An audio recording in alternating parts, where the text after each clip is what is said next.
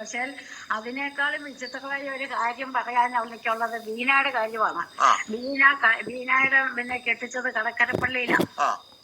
കടക്കരപ്പള്ളിയിലെ ആ കെട്ടിയവന്റെ അവിടെ ഭയങ്കര അലമ്പായിട്ടാണ് അവള് കെട്ടിയവൻ എങ്ങനെയോ മരിച്ചതാണോ അതൊന്നും എനിക്കറിയത്തില്ല. ഞാൻ അയാളെ കണ്ടിട്ടില്ല, ബാക്കി വിവരങ്ങളും എനിക്കറിയത്തില്ല. ഞാൻ ഇവിടെ വരുമ്പോ അവിടെ വീട്ടിൽ അലമ്പാന്ന് മാത്രമേ എനിക്കറിയത്തുള്ളൂ. അപ്പം ഈ കടക്കരപ്പള്ളിയിലെ ബിന്ദു പത്മനാഭനെയൊക്കെ അറിയാവുന്ന ഈ ചാനലിൽ അവള് പറയുന്നത് ചാനലിലുണ്ട്. അപ്പം സെബാസ്റ്റ്യന്റെ എല്ലാ വിവരങ്ങളും ബീനയ്ക്ക് അറിയാം.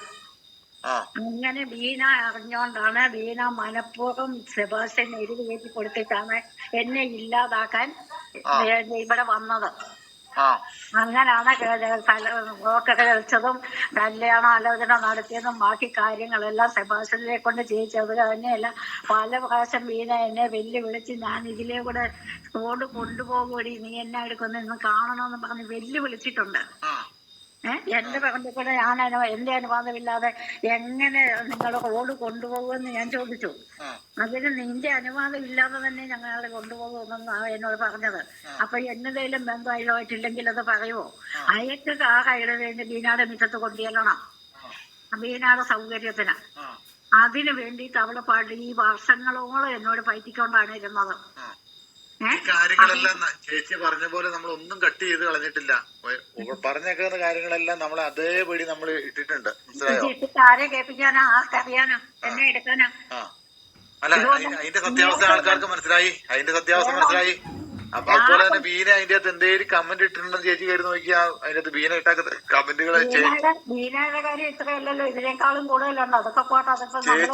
ചേച്ചി ചാനലിന് പൈസ കൊടുത്തിട്ട് വരുത്തിച്ചാന്നാണ് ബീന അതിന്റെ അകത്ത് ഇട്ടാക്കുന്നത്. അതെ, അതുകൊണ്ടാണ് ഞാൻ അത് പറഞ്ഞതുകൊണ്ടാണ് ഞാൻ ഇത്രയും. ബാക്കി കാര്യങ്ങള് ബീനായിക്കാരുന്ന നിർബന്ധം, അല്ലാതെ സെബാസ്റ്റ്യനല്ല.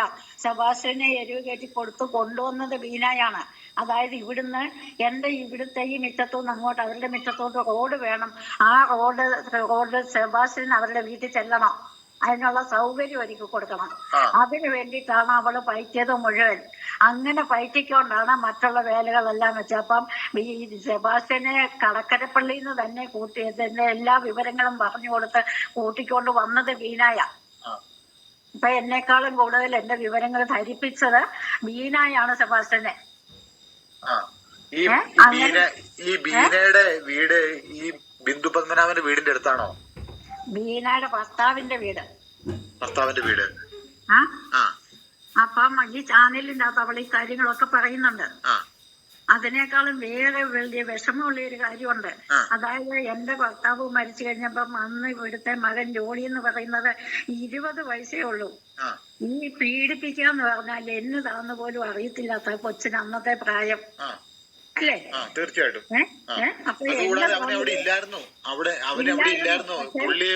ബാംഗ്ലൂരോ വേറെ പുറത്തെവിടെയായിരുന്നു ഈ അപ്പം മരിച്ചറിഞ്ഞോണ്ടാണ് വരുന്നത്. അത് കഴിഞ്ഞപ്പോ പിന്നെ ആ കാര്യങ്ങൾ നമ്മൾ ചാനൽ വഴി ജനങ്ങളിലേക്ക് എത്തിച്ചു. ജനങ്ങൾ ആ കാര്യം, കാരണം കുര്യാക്കോസിന്റെ ചേട്ടനും ഈ കാര്യം ആ കന്നാർ കൃഷി ചെയ്യുന്ന ചേട്ടന് മാർഗി വെച്ചത് തന്നെയാ പറഞ്ഞത്. നാട്ടിലില്ലായിരുന്നു എന്നാണ് പറഞ്ഞത്. അപ്പം മരിച്ചെന്ന് അറിഞ്ഞോണ്ടാണ് വരുന്നത്. അപ്പൊ എങ്ങനെ ഒരു സംഭവം നടന്നിട്ടില്ല അവിടെ. കഴിഞ്ഞപ്പോഴാണ് ഇവിടെ ഇങ്ങനെ ഇതുപോലെ പ്രശ്നങ്ങൾ ഉണ്ടായതും ഇവരൊക്കെ എരിവ് കയറ്റി കൊടുത്തതും. അപ്പൊ ഈ റോസമ്മ ചേച്ചി അങ്ങനെ ഒരു പീഡനത്തിന്റെ ഒരു കഥകൾ അവിടെ നടന്നിട്ടുമില്ല, ആരും പറഞ്ഞിട്ടുമില്ല. ഇത് വന്നത് ബീനയുടെ വായിന്നാണ് വന്നത്. അതെ, ബീനയുടെ കയ്യിൽ നിന്ന്. അതാ ഞാൻ വിശദീകരിക്കുന്നത്. ബീനയുടെ കയ്യിൽ നിന്നാണ് അത് വന്നത്. ബീന ചാനലുകാരനോടാണ് ഈ കാര്യം മൊഴിയുന്നത്. അല്ലാതെ ഇങ്ങനെ ഒരു സംഭവം നാട്ടുകാരും പറഞ്ഞിട്ടുമില്ല. നാട്ടുകാർ അങ്ങനെ ഒരു പീഡനത്തിന്റെ കാര്യങ്ങളോ ഈ ചെറുക്കൊച്ചു ശല്യം ചെയ്യാൻ ചെന്ന കാര്യങ്ങളോ ഒന്നും ചേച്ചി ആരോടും പറഞ്ഞിട്ടില്ല. നാട്ടുകാരെ ഞങ്ങളോടും പറഞ്ഞിട്ടില്ല. ഇല്ല, പക്ഷെ ബീന ഈ ചാനലിൽ പറഞ്ഞു. അങ്ങനെയാണ് ഞാൻ ഇവര് പറയുന്നത്. അന്നേരം തൊട്ട് എന്റെ ചങ്ക് പറഞ്ഞിരിക്കുക എന്ന് പറഞ്ഞാൽ കൊച്ചിനെ ഒരു കുഞ്ഞായിട്ടേ ഞാൻ കണ്ടിട്ടുള്ളൂ, അല്ലാതെ അതിനെ ഞാൻ വേറൊരു രീതി കണ്ടിട്ടില്ല. ആ കൊച്ചിനോട് ഇവരെല്ലാരും കൂടെ കൂടി, അതായത് അവിടെ കുറെ ആൾക്കാരുണ്ട്, അവരെല്ലാരും കൂടെ കൂടി ഇത് പറഞ്ഞോണ്ട് അവരെല്ലാം വെല്ലുവായിലെ കരഞ്ഞിട്ടാണ് കൊച്ചിന്റെ ചങ്ക് പറഞ്ഞതും അതിവിടെ വന്ന് വീട് പൂട്ടിയതും. അതിനെ കൊണ്ട് ചെയ്യിച്ചത് ഇവരാ. എന്നെ ഇവിടുന്ന് ഒന്നുമില്ലാതെ ഒഴിവാക്കാൻ വേണ്ടിയിട്ട് മനഃപൂർവ്വം ഇവരെല്ലാരും കൂടെ കൂടി കളിച്ച കളിയാത്. ഞാനും പക്ഷെ സാധാരണഗതി മറ്റുള്ളവരൊക്കെ എന്നെ വീട് കൂട്ടിയാൽ ഇട്ടേച്ച് പോവുകയുള്ളൂ, തിരിച്ചു വരികയല്ല. ആ പോക്ക് പോകും. അപ്പൊ ഇത് മൊത്തം പിള്ളേരും ജോലിക്ക് പോയി കഴിഞ്ഞാൽ ഇത് മൊത്തം ഇവരുടെ കയ്യിൽ ഇരിക്കുമെന്ന് കണക്കൂട്ടി അവരെല്ലാരും കൂടെ മനഃപൂർവ്വം ചെയ്ത് ചെയ്താണ്. പക്ഷെ ചേച്ചിക്ക് ഇപ്പോൾ അന്ന് ജോണിയോടും അതുപോലെ തന്നെ മണിക്കുട്ടിയോടും ഇഷ്ടമുണ്ടോ? ഉണ്ട്. എന്റെ പിള്ളേരായിട്ട് ഞാനിപ്പോഴും കാണുന്നുള്ളൂ.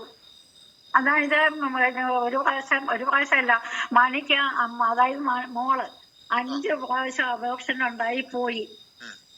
അത് കഴിഞ്ഞിട്ട് പിന്നെ ഒരു പ്രാവശ്യം വർത്താനം പറഞ്ഞപ്പോ ഞാൻ ചോദിച്ചു, ഞാനുമായിട്ട് ബന്ധപ്പെടുന്നില്ലല്ലോ. അപ്പൊ ജോണിയെ കണ്ടപ്പോ ഞാൻ ചോദിച്ചു, മോക്ക് പിള്ളേരായോ എന്ന് ചോദിച്ചപ്പോഴാണ് പറയുന്നത്, ആന്റി 5 പ്രാവശ്യം അബോർഷൻ ആയി പോയി, ഇപ്പൊ ഒന്നും ഇല്ലാന്ന് എന്നോട് പറഞ്ഞു. അത് കേട്ടോണ്ട് ഞാനിവിടെ 1 വർഷത്തോളം ഒരു പള്ളിയിൽ പോയി. ഞാൻ എല്ലാ മാസത്തിന്റെ ആദ്യത്തെ ചൊവ്വാഴ്ച ഞാൻ അവിടെ പള്ളിയിൽ പോയി പ്രാർത്ഥിച്ച്, അങ്ങനെ പ്രാർത്ഥിച്ച് 1 വർഷം കഴിയുന്നതിന് മുമ്പ് കൊച്ചായി. ഇന്ന് കൊച്ചു മെഡിക്കായിട്ട് നടക്കുന്നുണ്ട്. ഞാനിതുവരെ കണ്ടിട്ടില്ല, എന്നെ കാണിച്ചിട്ടില്ല. അത് പോട്ടെ, എന്നാലും പിള്ളേരായല്ലോ. മണിക്ക് 2 പിള്ളേരായി. അപ്പം അവരോട് എനിക്ക് എന്റെ മക്കളെ പോലുള്ള സ്നേഹവും പരിഗണനയും ഉള്ളത് കൊണ്ടാണ് അവർക്ക് വേണ്ടിയിട്ട്. അപ്പോൾ ജോലി ഏതാവശ്യം വന്നാലും നേരത്തെ ഒക്കെ എന്നോട് പറയുമായിരുന്നു, ഞാൻ അവർക്ക് വേണ്ടിയിട്ട് പ്രാർത്ഥിക്കുമായിരുന്നു. എനിക്കത് മാത്രമേ ഉള്ളൂ. അവരുടെ കൂടുതലൊന്നും എനിക്കിങ്ങോട്ട് കിട്ടാൻ വേണ്ടിയിട്ടല്ല. ചാനലിലേക്ക് വിളിച്ചിട്ട് വളരെയധികം അസഭ്യം, കേട്ടാൻ കൊള്ളാത്ത രീതിയിലുള്ള ചേച്ചി അപ്പൊ അതുകൊണ്ടാണ് ഈ ചാനലിനെ കുറ്റപ്പെടുത്തി വിളിച്ചു. അത് തന്നെയല്ല, ഞാനിപ്പം ചേട്ടനോട് പറയുന്നത് അതുകൊണ്ടാണ്. അത് ഇവരെല്ലാരും കൂടി ഈ കൊച്ചിന്റെ പറഞ്ഞ് കരഞ്ഞ് കൊച്ചിനെ എരിവ് കയറ്റി കൊടുത്തിട്ടാണ് ഈ വീട് വന്ന് പൂട്ടിച്ചത്. അതായത് വീട് പൂട്ടിയാൽ ഞാൻ ഇവിടുന്ന് ഇട്ടേച്ചു പോണം. അത് നടക്കാതെ വന്നതാണ്. പിന്നെ സെബാസ്റ്റിനെ കൂട്ടിക്കൊണ്ട് വന്നത്, ഇവിടെ കിടന്ന് കളി കളിക്കുന്നതും എന്നേക്ക് വെച്ച കെണിയിൽ ഐഷ വീണെന്നേ ഉള്ളൂ. അതിനെല്ലാം കാരണക്കാരി ഈ വീനായ. അതായത് അവർക്ക് ഇവിടുന്ന് റോഡ് അങ്ങോട്ട് വേണം. അത് സെബാസ്റ്റിനെ കൊണ്ട് ആ സ്ഥലം ഞാൻ മേടിച്ചത്, എന്റെ സ്ഥലം വിറ്റിട്ടാണ് ഞാൻ മേടിച്ചത്. അതിന് സെബാസ്റ്റിന്റെ പൈസയ്ക്ക് ആ സ്ഥലം മേടിച്ചതെന്ന് വരെയാണ് പറഞ്ഞുണ്ടാക്കിയേക്കുന്നത്. അല്ലേ? ചാനലിലുണ്ടല്ലോ അതൊക്കെ. അതെ, ഈ ഐഷനെയും കൂട്ടിക്കൊണ്ട് ചേച്ചി സെബാസ്റ്റിന്റെ വീട്ടിൽ വല്ലതും പോയിട്ടുണ്ടോ? അതാ ഞാൻ പറഞ്ഞു, അതല്ലേ ഇവളീ പറഞ്ഞുണ്ടാക്കുന്നതാ. അല്ലാതെ എനിക്ക് അതിൻ്റെ അകത്തെ ആയിഷ എവിടൊക്കെ പോയിട്ട്, അതായത് തന്നെ ആയിഷയായിട്ട് ഒരു 2 3 അത് അവരവിടെ ഷെഡ് വെച്ച് താമസം തുടങ്ങി. അത് കഴിഞ്ഞിട്ട് 1 2 മാസത്തെ പരിചയം ഞങ്ങൾ തങ്ങളിലുള്ള ഇതിലൂടെ കടന്നു പോകുമ്പോൾ ഒരു ലോഹ്യം പറഞ്ഞു പോകുമെന്നുള്ളതല്ലാതെ. അത് തന്നെയല്ല, അന്ന് ഇവിടെ ഒരു അയൽക്കൂട്ടം ഉണ്ടായിരുന്നു. ആ അയൽക്കൂട്ടത്തിൽ ആയിഷ വരുമായിരുന്നു. അങ്ങനെയൊക്കെയുള്ള ഒരു പരിചയമല്ലാതെ ഐഷയുടെ ബാക്കി യാതൊരു ഡീറ്റെയിൽ വിവരവും എനിക്കറിയത്തില്ല. ഐഷ അവിടെ വന്ന ഈ വീനാട് മുറ്റത്ത് വന്നിട്ടാണ് റോഡിലോട്ട് പോകുന്നത്, അല്ലാതെ ഇങ്ങോട്ട് വന്നിട്ടല്ല. ഈ ഐഷ താമസിച്ചുകൊണ്ടിരുന്ന സ്ഥലം ഇപ്പൊ ആരുടെ കയ്യിലായിരിക്കുന്നേ? അതന്നെ, ആ താമസമില്ല. ആ വീട് അവിടെ ചുമ്മാ കിടപ്പുണ്ട്. ഇപ്പൊ സ്ഥലം കിടക്കണം എന്ന് പറഞ്ഞാൽ അങ്ങോട്ട് പോകാൻ ഇതിലൂടെ പോകാൻ വഴിയില്ല. ആ സ്ഥലം ആരുടെ പേർക്കാ ഇപ്പൊ കിടക്കുന്നേ ഐഷയുടെ? അത് സേവ്യർ എന്ന് പറയുന്ന ഒരാളാണ് മേടിച്ചത്. സേവ്യർ ആരാ? അതൊക്കെ എവിടെയും കണ്ട് കളയാ. അതെന്തായതൊന്നും എനിക്കറിയത്തില്ല. അതന്നെയല്ല, അങ്ങോട്ട് പോകാൻ വഴിയില്ലാത്തത് കാരണം ആരും അങ്ങോട്ടോട്ട് പോകുന്നുമില്ല. ആ വീടിപ്പം കിടപ്പുണ്ടല്ലേ? വീടവിടെ കിടപ്പുണ്ട്. വീട്ടിലാരും ഇല്ലെന്നാ എനിക്ക് എന്റെ അറിവ്. എന്ന് പറഞ്ഞാല് ഇവിടുത്തെ പറമ്പ് കഴിഞ്ഞു വേണം. അടുത്തായിരുന്നു, പക്ഷെ അത് ജോണിയുടെ പറമ്പായപ്പോ ജോണി അതിന് ചുറ്റും ഷീറ്റ് കൊണ്ട് മതിലിട്ടു. ആ ഷീറ്റ് മതിലിട്ടത് കാരണം ഇവിടുന്ന് പിന്നെ അങ്ങോട്ട് ആർക്കും പോകത്തില്ല. ആയിഷയുടെ വീടിന്റെ അവിടെ വന്നിട്ട് ജോണിയുടെ പറമ്പിൽ കൂടെ കയറി ബീനയുടെ പറമ്പിൽ കൂടെ കയറി വേണമായിരുന്നു ആയിഷയ്ക്ക് റോഡിൽ പോകാൻ. ആയിഷയ്ക്ക് വഴിയില്ല വീട്ടിലേക്ക്. അപ്പുറത്തെ റോഡുണ്ട്. വഴിയുണ്ടായിരുന്നു. ഉണ്ട്. മുസ്ലിം പള്ളിയിൽ അപ്പുറത്തൂടെ കിടക്കുന്ന റോഡുണ്ട്. ഈ ആധാരത്തിന്റെ തലേദിവസമാണോ ഈ ഐഷനെ കാണാതെ പോകുന്നേ?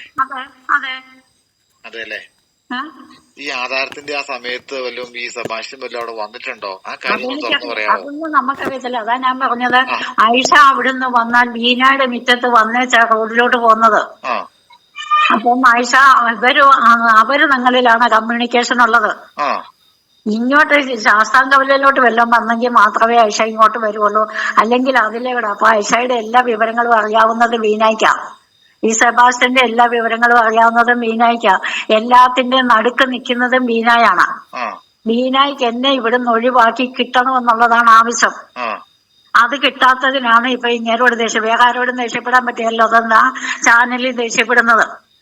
എന്നെ ഇവിടുന്ന് ഒഴിവാക്കി കിട്ടുക എന്നുള്ളത് അവരുടെ ആവശ്യമാണ്. അതായത് ആദ്യം മകനെ കൊണ്ട് വീട് പൂട്ടിച്ചു. എന്നിട്ട് ഞാൻ കേസ് കൊടുത്ത് ഞാൻ തിരിച്ചു കയറി. പിന്നെ സെബാസ്റ്റ്യന് എരിവ് കയറ്റി കൊടുത്ത് കൊണ്ടുവന്ന് പയറ്റാവുന്നിടത്തോളം പയറ്റി. ആ കെണിയിൽ ഞാൻ വീണില്ല. അത് കഴിഞ്ഞപ്പോഴാണ് ഇപ്പൊ നിങ്ങളോട് പറയുന്നത്. അപ്പൊ എന്നെ ഇവിടുന്ന് ഒഴിവാക്കി കിട്ടുക എന്നുള്ളത് അവരുടെ സ്വപ്നം. അത് സാധിക്കാൻ വേണ്ടിയിട്ട് അവര് ചെയ്യാവുന്നൊക്കെ ചെയ്യുന്നുണ്ട്.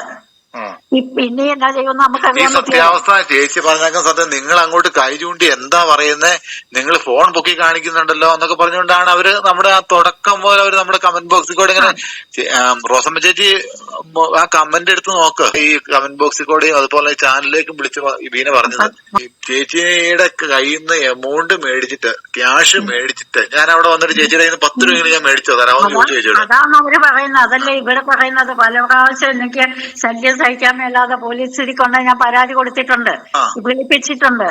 ഞാൻ ചോദിച്ചു, എന്റെ ഭാഗത്താ ഞാനൊരു കാര്യം ചോദിച്ചു, ഞങ്ങളൊരു കാര്യം ചോദിച്ചു. ഒരു കോഴിച്ചെടി തലയിൽ കോരി ഇട്ടെന്ന് പറഞ്ഞു റോസമ്മ ചേച്ചി, കോഴിച്ചെടി കോരി ഇട്ടെന്ന് പറഞ്ഞു. അപ്പൊ കോഴിച്ചെടി കോരി ഇട്ടു എന്നിട്ട് നിങ്ങള് ഹോസ്പിറ്റലിൽ പോയി നിമോണിയ പിടിച്ചെന്ന് പറഞ്ഞുകൊണ്ട് നിങ്ങൾ അഡ്മിറ്റ് ആയെന്ന് പറഞ്ഞുകൊണ്ട് നിങ്ങളുടെ ചാനലിൽ നിങ്ങൾ നുണ പറഞ്ഞില്ലേ? അന്നത്തേനും പുള്ളിക്കാരത്തി അങ്ങ് ചൂടായി, ഭയങ്കരമായിട്ട് അങ്ങ് വയലന്റ് ആയി. അതാന്നേ, അതായത് ഞാന് ചീരക്ക് ഇടാന് പണിക്കാർ പറഞ്ഞ് നിപ്പുണ്ട്. ആ ചീരക്ക് തടം എടുത്തപ്പം അതിന്റെ അകത്ത് അടിവളം ഇടാനായിട്ട് കോഴിക്കാട്ടം കോരിക്കൊണ്ട് പോയി. ഈ കോരിക്കൊണ്ട് പോയപ്പോ ഇവള് ഇങ്ങോട്ട് ഓടി വന്ന ഒരൊറ്റ തട്ടി അത് തുളുമ്പി അവിടെ മേത്തോട്ട് വീണു. അതിന് ഞാനാണോ കുറ്റക്കാരി? അവരല്ലേ.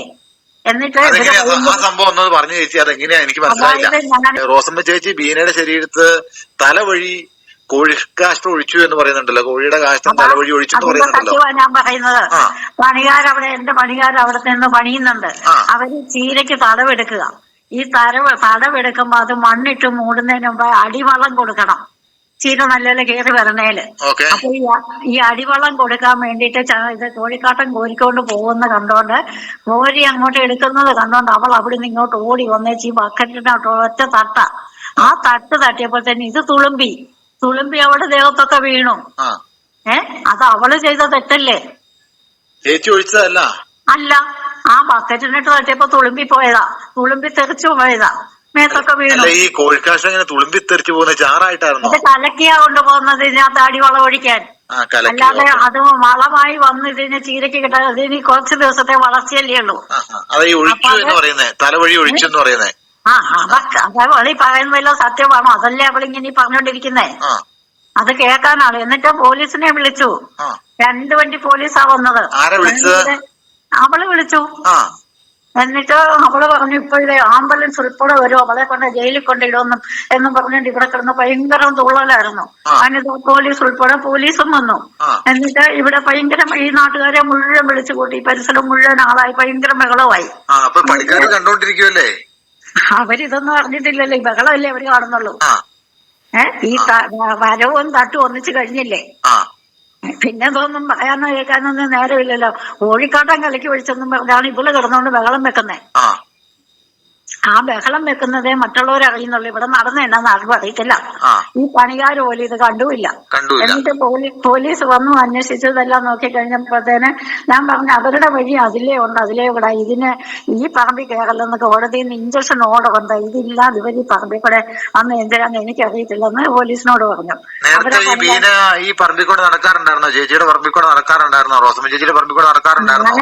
ഞാൻ ഈ പറമ്പ് മേടിക്കുന്നതിന് മുമ്പ് ഈ പറമ്പിന് വഴി, ആ പറമ്പിൽ നിന്ന് ഇങ്ങോട്ട് വഴി ഇല്ലാഞ്ഞിട്ടാണ് അവരാ സ്ഥലം വിറ്റത്. ആ സ്ഥലം വിൽക്കുന്നെന്ന് അറിഞ്ഞപ്പോ അവർക്ക് എന്നത് തരുന്ന അവരോട് എന്ന് പറയത്തില്ല, ഞങ്ങൾക്ക് വഴി വേണമെന്ന് അവര് ചെന്ന് പറഞ്ഞപ്പോ ഞങ്ങൾക്ക് വഴി ഇല്ലാഞ്ഞിട്ടാണ് ഞങ്ങൾ ആ സ്ഥലം കൊടുക്കുന്നത്, പിന്നെ ഞങ്ങൾക്കില്ലാത്തത് എങ്ങനെയാ തരുന്നതെന്ന് അവര് ചോദിച്ചത്. അങ്ങനെ അവർക്കില്ലാത്തത് എന്നോട് വഴിയില്ലാത്ത സ്ഥലമാണ് ഞാൻ മേടിച്ചത്. എനിക്ക് അത് മേടിച്ചു കഴിഞ്ഞാൽ എനിക്ക് ഇവിടുന്ന് അങ്ങോട്ട് വഴി ഇടാൻ പറ്റും. അതുകൊണ്ടാണ് ഞാൻ ആ സ്ഥലം മേടിച്ചത്. അത് മേടിച്ചത് അവർക്ക് ഇഷ്ടപ്പെട്ടില്ല. അത് കാണാൻ അവരാ അന്നേരം തൊട്ട് പ്രശ്നങ്ങൾ ഉണ്ടാക്കുന്നത്. എന്നിട്ട് അതാ കോടതി കേസ് ഇപ്പോഴും നിൽക്കുന്നുണ്ട്. അപ്പൊ ഈ പറമ്പിൽ കൂടി ഇങ്ങനെ ആവശ്യമില്ലാതെ ഉപയോഗിക്കാൻ വേണ്ടിയിട്ടാണ് കോടതിയിൽ നിന്ന് 2 പ്രാവശ്യം ഇഞ്ചക്ഷൻ ഓർഡർ മേടിച്ചിട്ടുണ്ട്. ഇന്നിപ്പം 3 പ്രാവശ്യത്തെ ഇഞ്ചക്ഷൻ ഓർഡർ ഉണ്ട് ഈ പറമ്പിൽ കയറരുതെന്ന്. അങ്ങനെ ഈ പറമ്പിൽ കയറരുതെന്ന് വീനായും, അതായത് വീനയുടെ അമ്മ ഉണ്ടായിരുന്ന കാലത്തായി കേസ് തുടങ്ങിയത്. അപ്പൊ അവരിങ്ങോട്ട് കയറരുതെന്ന് കോടതിയിൽ നിന്ന് ഓർഡർ ഉള്ളതാ. അതും വക വെക്കാതാണ് ഈ കയറി വന്നേച്ച് കിടന്നിട്ട് ഈ വിഷയങ്ങൾ ഉണ്ടാക്കുന്നത്. എന്നിട്ട് പോലീസ് വന്ന് ഇതെല്ലാം കണ്ടന്വേഷിച്ചു കഴിഞ്ഞപ്പോ ചേച്ചിയുടെ പ്രോപ്പർട്ടി സംരക്ഷിക്കുന്ന ഉത്തരവാദിത്വം ചേച്ചിയുടെ പറഞ്ഞു നോക്കെന്ന് പറഞ്ഞിട്ട് പോലീസ് തലം വിട്ടു.